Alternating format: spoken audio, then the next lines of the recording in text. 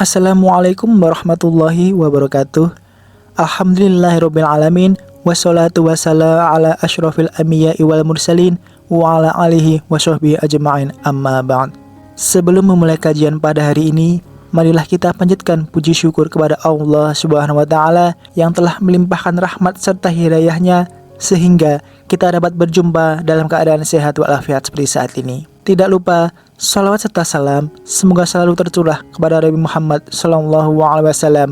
Allahumma sholli ala sayyidina Muhammad wa ala ali sayyidina Muhammad. Semoga kita semua selalu diberikan kesehatan, ilmu yang bermanfaat dan rezeki yang melimpah. Amin amin ya rabbal alamin. Sobat-sobatku yang beriman, Allah Subhanahu wa taala telah memerintahkan agar sebagai umat muslim senantiasa untuk berbuat kebaikan.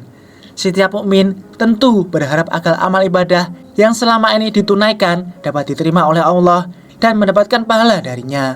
Adapun syarat diterimanya amal ibadah yaitu ketika ibadah yang dilakukan dibarengi dengan niat ikhlas serta mengikuti tuntunan dari Rasulullah.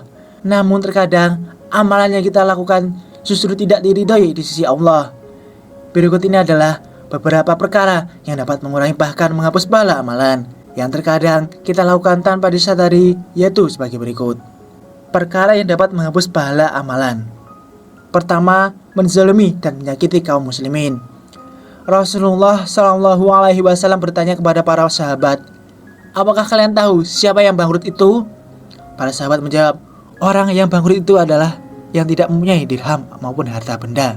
Tetapi Nabi Shallallahu Alaihi Wasallam berkata, orang yang bangkrut dari umatku ialah orang yang datang pada hari kiamat membawa pahala sholat, puasa, dan zakat.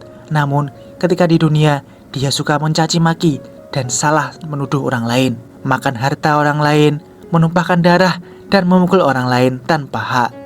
Maka orang-orang yang terzalimi itu akan diberi pahala dari kebaikan-kebaikan pelaku zalim. Jika telah habis kebaikan-kebaikannya, maka dosa-dosa mereka akan ditimpakan kepadanya. Kemudian dia akan dilemparkan ke dalam neraka. Hadis riwayat Muslim.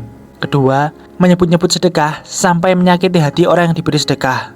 Allah Ta'ala berfirman dalam surat Al-Baqarah ayat 264, wahai orang-orang yang beriman, janganlah kamu merusak sedekahmu dengan menyebut-nyebutnya dan menyakiti perasaan penerima, seperti orang yang menginfakkan hartanya karena riya atau pamer kepada manusia, dan dia tidak beriman kepada Allah dan hari akhir. Saking pentingnya menjaga perasaan orang lain penerima sedekah kita, sampai-sampai Islam memberikan keutamaan lebih bagi orang yang bersedekah secara diam-diam.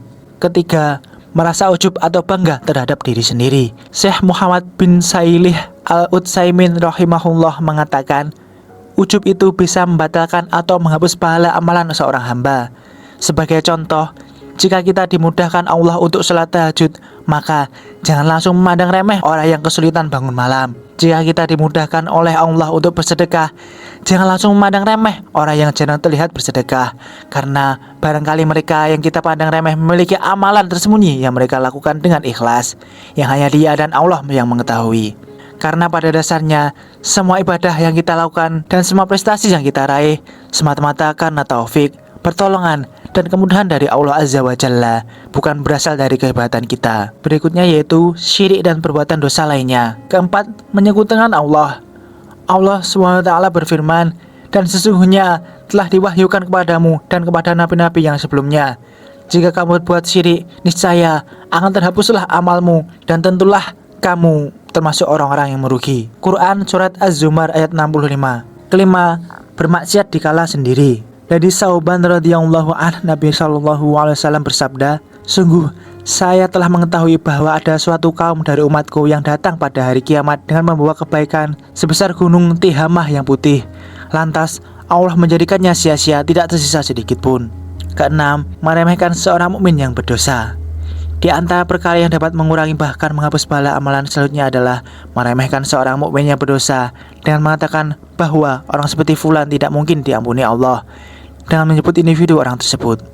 Itulah 6 perbuatan yang dapat menghapus amal pahala yang kita miliki. Semoga kita semua dijauhkan dari segala perbuatan tersebut. Jangan lupa untuk share video ini, karena sebaik-baiknya manusia adalah yang saling mengingatkan. Semoga video ini bermanfaat. Wallahu a'lam bishawab. Wassalamualaikum warahmatullahi wabarakatuh.